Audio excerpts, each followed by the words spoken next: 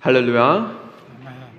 우리 서로 한번 앞뒤 그리고 좌우를 한번 보면서 서로 인사하겠습니다. 당신은 주님의 사랑이십니다. 당신은 주님의 참된 제자이십니다. 그리고 당신은 주님의 보배이십니다.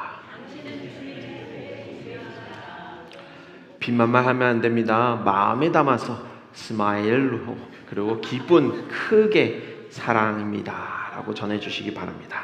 자, 기도로 그러면 시작하도록 하겠습니다. 기도하겠습니다.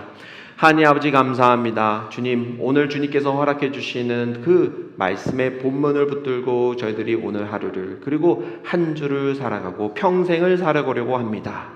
저희들이 매주 말씀을 듣고 묵상하고 은혜를 받아가지만 저희들이 그 은혜가 어쩔 때는 사라지고, 그리고 우리가 기억을 잃어버리듯이 점점점 흐려질 때가 많이 있습니다. 그러나 주님의 은혜가 흐릿하게 없어지는 것이 아니라 더욱더 확고하고 정확하고 분명하게 보이며 우리들의 삶 속에 손과 발을 통해서 증명이 되는 믿음이 될 수 있도록 도와주시옵소서. 오늘 주님 말씀을 사모합니다. 주님 저에게도 주님 저희들에게도 은혜를 허락하여 주시고, 그 은혜가 저의 마음뿐만 아니라 이 사회 많은 이웃들에게도 은혜가 전달될 수 있도록 저희들을 사용하여 주시옵소서. 이 모든 말씀 감사드리며 예수 그리스도의 이름으로 기도 올려드립니다.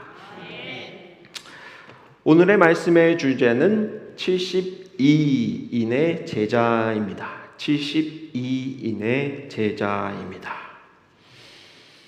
제가 왜 주제를 72인의 제자라고 했냐면, 분명히 성경에서 우리가 읽었을 때는 몇 명이라고 적혀있죠? 70이라고 적혀 있습니다. 근데 왜 제가 72인의 제자라고 적었을까요? 정말로 많은 사람들, 특별히 정말 믿음이 좋은 사람들은 성경 말씀에 대해서 한치의 오류도 없다라고 이야기를 많이 합니다. 즉 성서무오설에 대해서 이야기를 합니다. 그러면 제가 이제 물어봅니다. 정말로 성경에서 한 글자라도 오류가 없는가라고 저는 질문을 합니다. 그리고 저희가 질문을 받으면 저는 이렇게 대답합니다. 그렇기도 하고 그리고 그렇지 않기도 합니다 라고 애매하게 대답을 합니다. 왜냐하면 이게 참 설명하기가 어렵습니다. 많은 사람은 어떻게 대답이 그럴 수 있습니까? 맞으면 맞고 아니면 아니지 않습니까? 라고 물어보지만, 그거를 알기 위해서는 정말 성경 역사학적으로 바라봐야 되고 그 다양한 배경과 그리고 그 줄거리를 쭉 봐야지만 우리가 볼 때 이 성경에 정말로 오류가 없음을 그때 깨달을 수 있기 때문입니다. 매일 우리가 읽고 있는 이 성경은 원래 처음부터 한글로 적혔습니까? 아닙니다. 원래 성경은 이제 다양한 언어로 적혔습니다. 히브리어, 그리스어, 또 예수님은 원래 히브리어를 사용하지 않았습니다. 아람어를 사용했죠. 근데 그 언어로 기록되었다고 했을 때 오늘날까지 오기까지 많은 사람들의 손을 거쳐서 왔습니다. 그 거쳐오는 과정에서 여러분, 오늘 같으면은 이제 한 장 컴퓨터로 타이핑해서 복사를 하면은 수백, 수천, 수만 장을 똑같이 프린트를 할 수 있습니다. 그러나 과거에는 어떻게 프린트를 했을까요? 다 일일이 손으로 기록해서 작성을 합니다. 근데 사람이 완벽한 존재입니까? 어느 날 쓰다가 내가 깜빡 졸았어요. 그러면 이제 점이 하나가 생깁니다. 그러면 점이 의미가 달라집니다. 우리가 예를 들어서 아와 어가 다르다고 하죠. 근데 그 아와 어 사이에 점 하나가 만약에 찍혔다. 그럼 여가 될 수도 있고 야가 될 수도 있는 것입니다. 점 하나로 인해서 많은 것들이 바뀔 수 있다는 사실 우리는 알고 있습니다. 분명히. 근데 많은 사람들이 제가 이야기를 할 때 이렇게 하면은 시험에 들기도 합니다. 성경에는 오류가 있습니다 라고 이야기하면, 아니 그러면 절대적인 하나님의 말씀에 오류가 있다는 사실입니까? 라고 그때 물어보면 저는 그때 대답합니다. 아니요, 하나님의 진실된 그 말씀, 특별히 예수 그리스도의 그 복음에는, 그 진실에는 절대로 오류가 없습니다. 과거에도 그렇고 오늘도 그렇고 미래도 절대 변함이 없습니다 라고 저는 분명히 이야기를 합니다.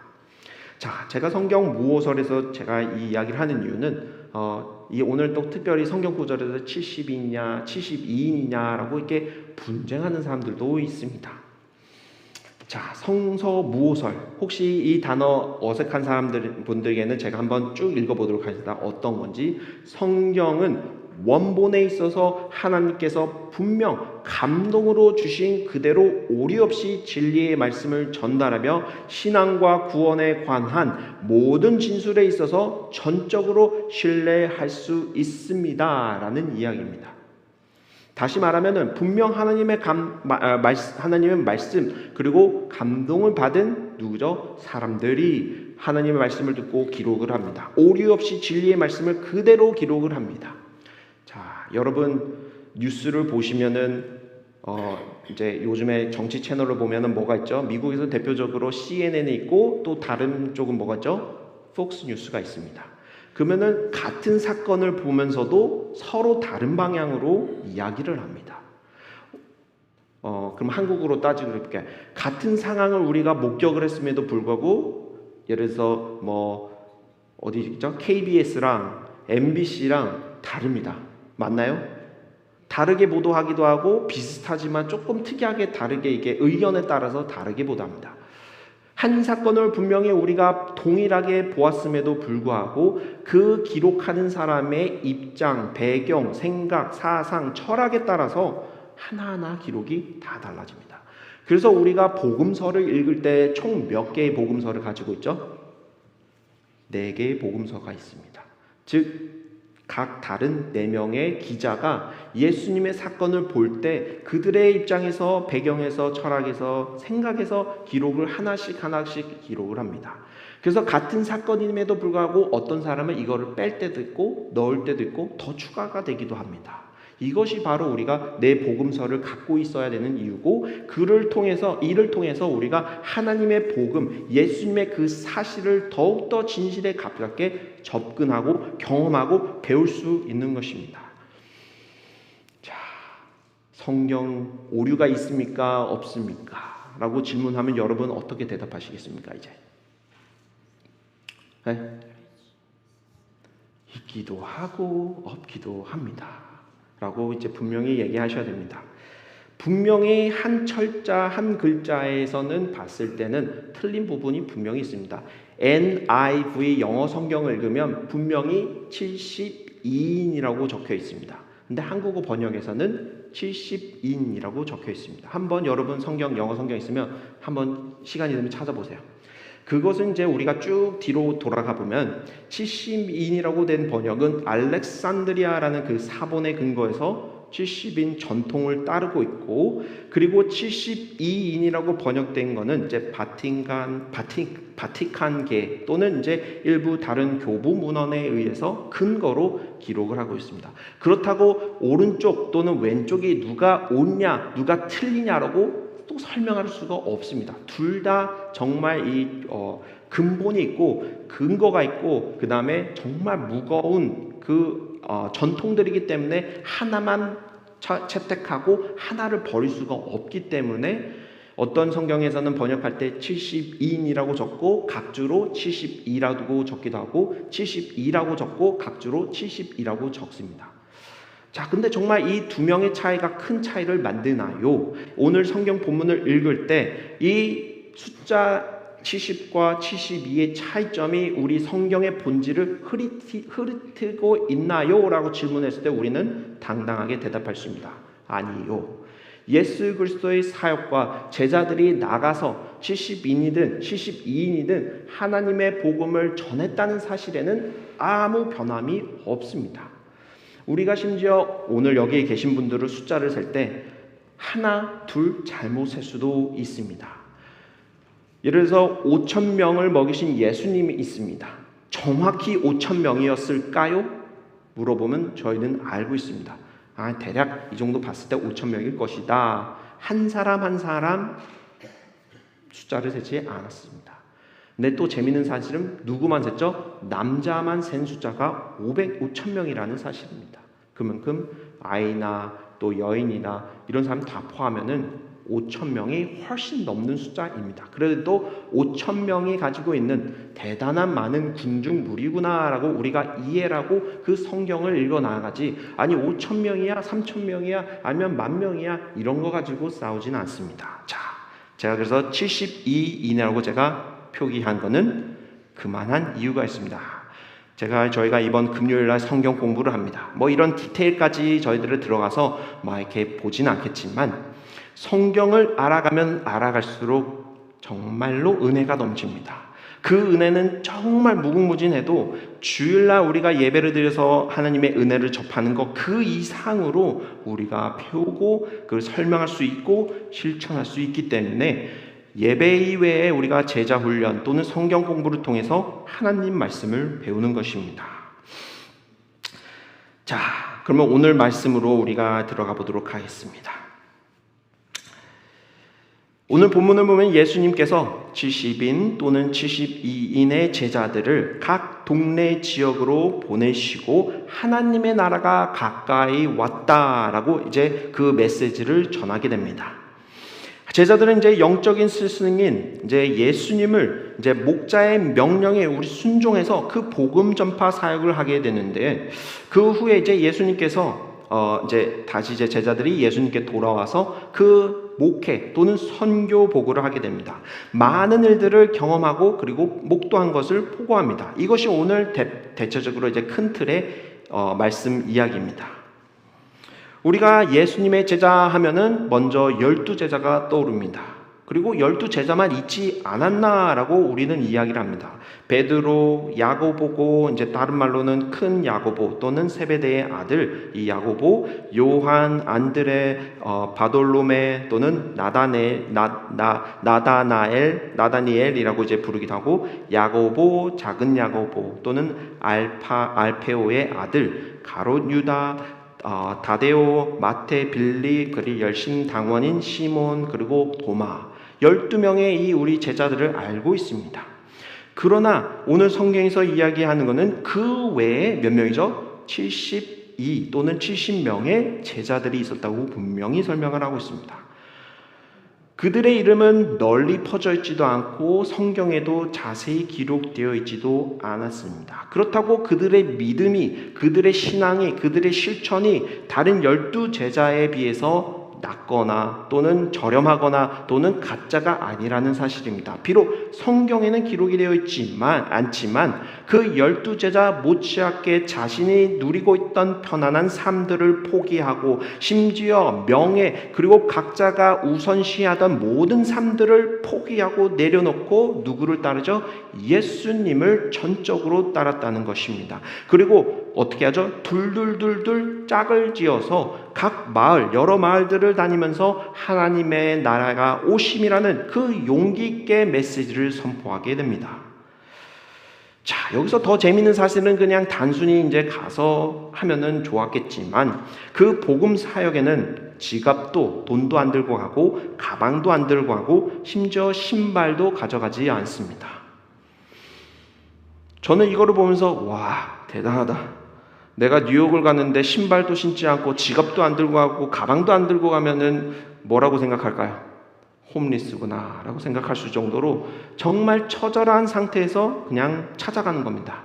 도시, 마을, 그리고 뭐 이제 집단 생활하는 곳에 찾아갑니다.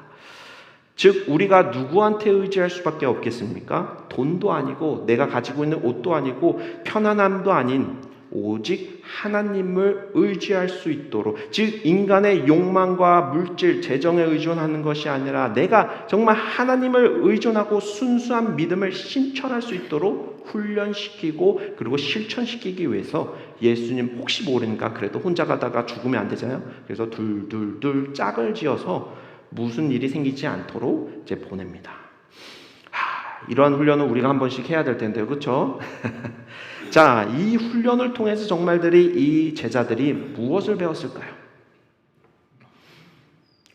필요한 것에 대해 강력하게 집착할 필요가 없음을 이제 이해하게 되고, 순전히 하나님의 말씀을 복음을 전하는 것, 그리고 그 큰 계획과 인도하심이 우리와 함께 있었다는 것을 그들의 보고를 통해서 들을 수 있습니다.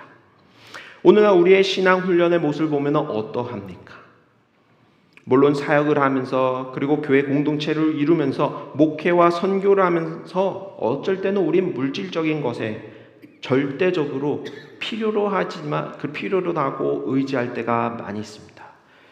고장나면 당연히 고쳐야 되고, 인간이 생존하기 위해서는 당연히 음식도 먹어야 되고, 그리고 건강하려면 병원도 가서 진단도 받아야 되고, 정말 이것저것 많은 것을 우리는 갖춰 나가야지만 올바른 목회를 할 수 있고 올바른 전도 또는 말씀 복음을 사역할 것 같다 우리는 생각할 때가 있습니다.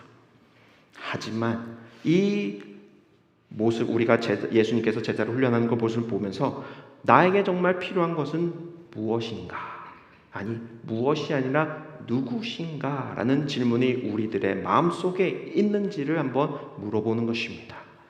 저도 가끔씩 이것저것 하면서 정말 내 능력을 믿을 때가 있었고, 그리고 나 자신을 의지할 때가 많이 있었습니다. 아니, 내가 이거 할 수 있는데 당연히 하면 되지. 내가 정말 이 돈으로 뭐 사가지고 뭐 하면 되지라고 하지만, 그곳에서 내가 고꾸라질 수 있는 것은 내가 하나님을 먼저 의지하기보다는 나를 먼저 의지하지 않았나라는 자기 숭배 또는 우상 숭배를 만드는 거 아닌가라고 되물을 수 있어야 됩니다. 오늘은 특별히 돈이 우상이다, 돈으로 우리가 모든 것을 할 수 있다라고 이제 이야기도 하지만, 제일 무서운 신은 누구다? 나 자신입니다. 제일 무섭고 강력한 우상은 나 자신이라는 사실을 우리가 항상 기억해야 합니다. 내가 뭐든 할 수 있다. 내가 의지가 있기 때문에, 내가 힘이 있기 때문에, 능력이 있기 때문에 뭐든 할 수 있다라는 자아 도취에 빠졌을 때 우리는 고꾸라질 수 있습니다. 다른 말로 하면 제일 무섭고 어려운 적은 누구다? 나 자신입니다. 나 자신의 그 안에 내면에서 싸우는 그 싸움이 가장 치열하고, 그리고 우리가 쉽게 무너지기도 합니다. 나 중심적인 생각과 사고방식이, 그리고 이기적인 마음이 내 안에 가지고 있는 가장 큰 강력한 적임과 동시에 우리가 넘어질 수 있는 큰 이 돌불이라는 것을 기억해야 합니다. 예수님이 제자에게 몇 가지 중요한 원칙을 주셨습니다. 첫 번째, 어느 집에 들어가든지 이 집에 평안이 있을지어다 라고 말하라고 하셨습니다. 그리고 두 번째는 그 집에서 환영을 받으면 다른 집으로 옮기지 말고 그 집에 머물르라고 하셨습니다. 당시 문화에서는 손님이 오면 어떻게 하죠? 환영하는 것에 큰 문화가 있었습니다. 즉, 외부인이 오면은 밥도 주고 물도 주고 재워주고 합니다. 즉, 그 손님을 환영하는 것에는 큰 정성과 비용과 노력과 시간이 필요했기 때문에 그냥 이 집에서 저 집으로, 저 집에서 이 집으로, 그 동네가 마을이 있으면은 옮겨 다니지 말고 남에게 부담이, 그리고 심지어 이 이웃들에게 부담이 되지 않도록 한 자리에 머물러서 최대한 하나님의 말씀을, 복음을 전하라는, 어떻게 보면 그 겸손의 마음, 또 친절, 배려가 이 배우를 가르치기 위해서 한 집에 머물러서 말씀을 전하라라고 이야기했습니다. 자, 여기서 또 흥미로운 명령이 있습니다. 어느 동네에 가든지 너를 영접하거든 그들이 주는 음식을 먹으라라고 합니다. 오늘 같으면 당연히 친구 집에 놀러 갑니다. 그럼 밥을 주면 어떻게 하죠? 먹습니다. 근데 예전에 제가 어렸을 때만 해도 친구 집에 가면은 밥을 먹지 오지 말라고 합니다. 왜 그랬을까요? 밥에 독이 들어서 먹지 말라고 했을까요? 아니면 그 집에 부담이 되지 않도록 하기 위해서 집에 와서 밥 먹으라고 했을까요? 부담이 되지 않도록. 왜냐면 그때는 밥 한 끼가 매우 귀했기 때문에, 손님이 왔는데, 친구가 왔는데 밥을 못 해주고 그냥 보내기에는 너무 미안하기 때문입니다. 자, 이처럼 여러 집을 가지 말고 환영이 아무리 받아도 딱 너가 한 집에서 머물러서 그냥 배려해주고 친절한 마음으로 서로 소통하라. 또 중요한 사실은 유대 전통에서는 이제 음식에 대한 정결법이 있었습니다. 정결법. 즉 밥을 먹는 거에서 먹어도 되는 게 있고 안 먹어도 되는 게 있었다는 겁니다. 근데 이들이 마을마다 돌아갔을 때 다 유대인의 집이면 좋겠지만 어느 집도 있겠죠? 이방인의 집도 있었다는 사실입니다. 즉 그들이 주는 음식을 먹으라라고 하는 이유는 너가 그 율법에 빠져가지고 이거는 먹어도 되고 이건 먹었지 않겠습니다라고 하기보다는 가서 그 주는 음식 그대로 받아 먹어라. 우리가 이 율법을 중요시해서 그거를 행하려고 가서 실천하는 것이 아니라 더 중요한 게 뭐죠? 이 음식을 먹고 안 먹고보다 더 중요한 건 뭐다? 한 사람의 생명을 살리는 일에 더 집중하라고 이야기하시는 겁니다. 그들이 주는 음식을 먹으라. 그들과 함께하라. 그들처럼 되라. 그러나 사람을 구원한 일을 최우선시해서 그 사람에게 복음을 전할 수 있어야 되는 것입니다. 예를 들어서 우리가 초대를 받았습니다. 근데 까다롭게 저는 소고기만 먹습니다. 와규 그것도 그다음 미디움으로 구워진 것만 먹습니다. 그러면은 이게 마음이 들어옵니까? 친해지고 싶습니까? 안 친해지고 싶습니까? 저희 아버지가 계시는데 저희 아버지는 정말로 대단하신 분입니다. 왜냐? 어디 이제 신방을 가시잖아요. 그러면은 이제 어르신분들은 음식을 많이 차립니다. 정성을 다해서 차립니다. 그 많은 음식을 남기지 않고 다 드십니다. 큰 부담이 되겠지만 그 사랑하는 마음을 내가 받았습니다라고 응답을 해주시는 겁니다. 이처럼 우리가 먹고 안 먹고가 중요한 것이 아니라 가서 함께 어울리고 친해지고 대화하면서 자연스럽게 하나님의 복음이 전해줄 수 있는 것, 사람을 살릴 수 있다는 이 사역이 중요하다는 것. 오늘 교회도 이와 같아야 합니다. 우리가 어쩔 때는 사사로운 일로 너무 얽매이고 심지어 율법과 같이 교회법 세부 사항까지 조항까지 들면서 민감하게 반응할 때가 있습니다. 이렇게 하면 안 됩니다. 이렇게 해야 됩니다. 더 중요한 거는 결정적인 것은 그 안에 하나님의 뜻이 무엇이고 우리가 진정으로 생명을 구원하려고 하느냐 그 관심이 있느냐 없느냐입니다. 누가 옳고 그르다보다는 그곳에 예수님이 있는지 우리가 한 사람의 생명을 구할 수 있는지 이것이 더 중요하다는 말씀입니다. 그 한 사람의 생명은 분명히 우리가 값으로 매길 수 없는 존재이기 때문에 그 존엄한 생명을 소중히 하고 우리가 하나님의 나라가 가까이 왔습니다. 복음을 이 모두에게 전할 수 있는 이 마음, 넓은 마음이 예수 그리스도가 제자들에게 가르친 행동입니다. 자, 그럼 세 번째로 만약 어떤 마을이 제자들을 환영하지 않는다면 제자들은 그 마을 거리로 나가서 이렇게 외치라고 했습니다. 너희 마을에는 우리 발에 묻은 먼지도 떨어버리노라. 그러나 하나님의 나라가 가까이 왔음이라 라고 이야기합니다. 하나님의 나라가 가까이 왔음을 알아라 라고 이야기를 하고 떠납니다. 분명히 제자들이 첫 번째 갔는데 환영받으면 다행이지만 첫 번째 거절, 두 번째 거절, 세 번째도 거절당할 수도 있는 상황입니다.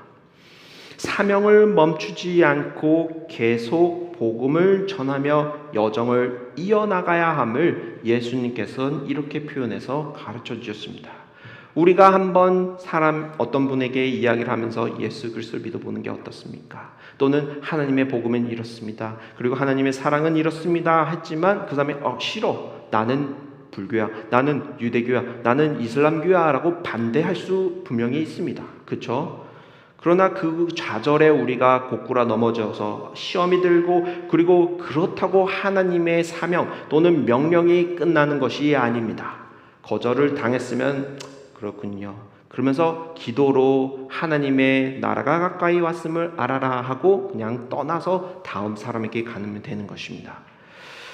자, 농사로 비유하는 것을 제가 좋아합니다. 씨를 누가 심었습니다. 그리고 물을 부어줍니다. 근데 우리가 매일 주거나 아니면 일주일에 한 번씩 물을 줘야 되는데 한 번 실패를 했다고 해서 그 씨앗이 포기를 하는 것이 맞습니까? 안 맞습니까? 한 번 우리가 물을 못 줬다 해서 그냥 걷어버리고 농사 접어야 되는 겁니까? 아닙니다. 그 10개 씨앗 중에서 7 또는 4 하나라도 성공을 한다면, 열매를 맺을 수 있다면 그것은 분명 큰 하나님의 뜻이고 그리고 큰 농사이기 때문에 우리는 기억해야 됩니다. 겨자씨가 하나 떨어져서 나무가 돼가지고 씨앗을 품으면 그 하나 이상을 이루는 것이 하나님의 복음입니다. 우리가 이것을 모르고 그냥 농사 안 돼, 그냥 다 갈아엎고 그냥 포기할래, 이런 마음보다는 실패했어? 그래, 다음에 더 준비하고 내 자신을 더 굳건히 하고 그리고 전신갑주를 메고 용기 있게 다음에 나가야지.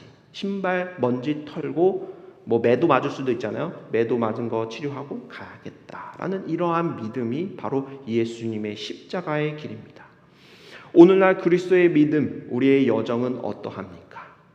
누군가 무시당하거나 비판받거나 차별 분명히 당할 수도 있습니다. 그러나 그 위에 우리가 믿음으로 굳게 서서 지혜롭게 그 상황을 이겨내는 것. 저도 목사로서 또는 그리스도인으로서 살아갈 때 정말 많은 긍정적인 피드백도 받지만 더 많은 부정적인 피드백을 이제 긍정이 1이면은 부정 한 10, 100은 받습니다. 정말 부정적인 피드백을 많이 받습니다. 그리고 특별히 제가 아직까지 기억나는 거는, 이건 트라우마까지 남을 정도로 제가 기억하는 건데, 근데 이제 극복을 했죠. 중고등부 전도사 시절 때 한 아이가 저에게 이렇게 이야기를 합니다. 내가 낸 헌금이 전도사님께 페이를 준다고 말입니다. 그 전도사님이 그걸 들으면서 아니, 실망과 좌절하고 가슴이 얼마나 아팠을까. 제가 정말 기분도 나쁘기도 하지만 그래 그렇긴 하지. 근데 정말 자존심도 상하고, 그리고 내가 정말 이런 생각까지 들어요.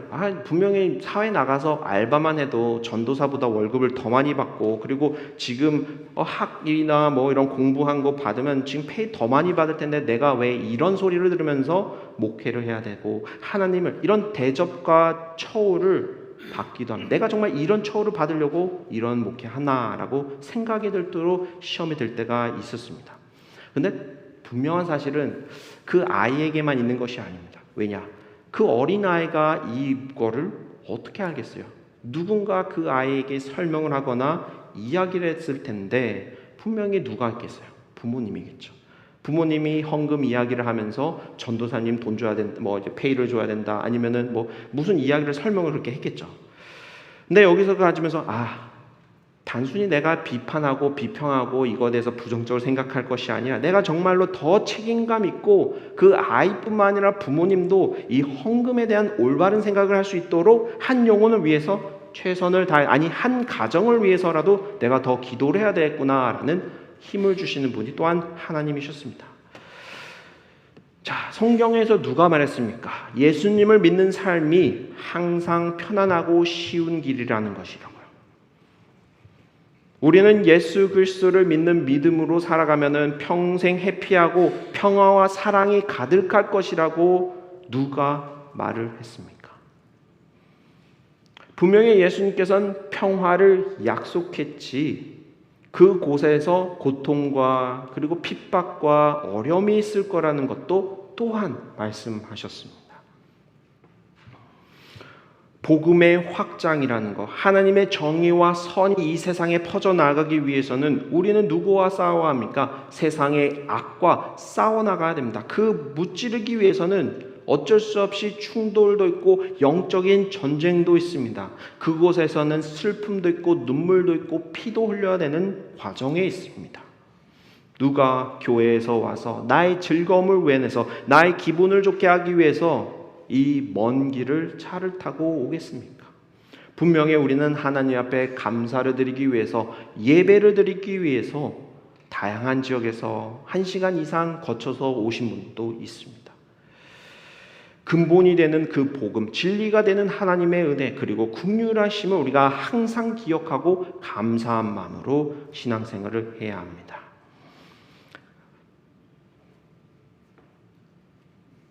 지금 제가 반밖에 안 했거든요. 근데 벌써 12시입니다.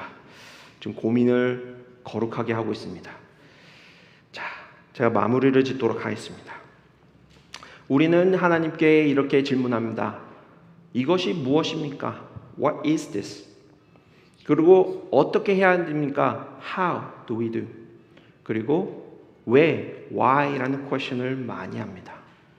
저도 그러한 질문들을 많이 받습니다. 왜 성경이 쓰였나? What is this? 그리고 how we understand? why? 그러나 이제는 우리가 질문을 바꿔야 될 사실입니다. what으로 말입니다. what?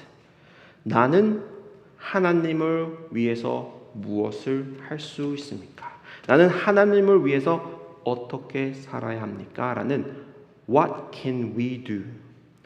What should we do for our God? 라는 나는 누구인가의 질문으로부터 시작해서 내가 정말로 하나님을 위해서 무엇을 할 수 있습니까? 라는 이러한 질문과 고백이 저는 신앙생활의 여정이라고 생각합니다. 자, 우리의 삶이 예배가 되는 삶으로 이어지고 그리고 이 72 또는 70인의 제자처럼 매일 우리가 어떤 것에 의지하지 않고 오직 하나님만 의지하면서 비록 12제자처럼 이름이 성경에 기록되지 않더라도 이 70인 무명의 그 전사들처럼 잘 알려질 수 있지 않지만 하나님의 마음에 들고 하나님의 그 성경의 책에 기록이 되어지고 그리고 예수님의 그 길에 동행할 수 있는 우리 아스토리아 한인교회 성도 모든 분들이 되기를 소망합니다. 기도하겠습니다. 하나님 아버지 감사합니다. 저희들의 주님의 그 가르침 속에서 앞으로 나아가기를 소망합니다. 그 과정 속에서는 치열한 고통과 어려움이 있을 수도 있습니다. 그러나 주님의 그 십자가를 저희들이 대신 짊어지고 주님과 함께 동행할 수 있다면 저희들이 언제든지 그 앞길을 터서 나아가기를 소망합니다. 주님, 저희와 함께하여 주시고 그 과정 속에서 그리고 마지막에는 주님의 허락하신 약속하신 평화가 저희들과 함께하기를 소망합니다. 주님, 저희들이 꿋꿋이 마지막 날까지 신앙을 유지하고 그리고 주님을 찬양하며 감사하는 예배자의 모습으로 살아가게 인도하여 주시옵소서. 이 모든 은혜 감사드리며 예수 그리스도의 이름으로 기도 올려드립니다. 아멘.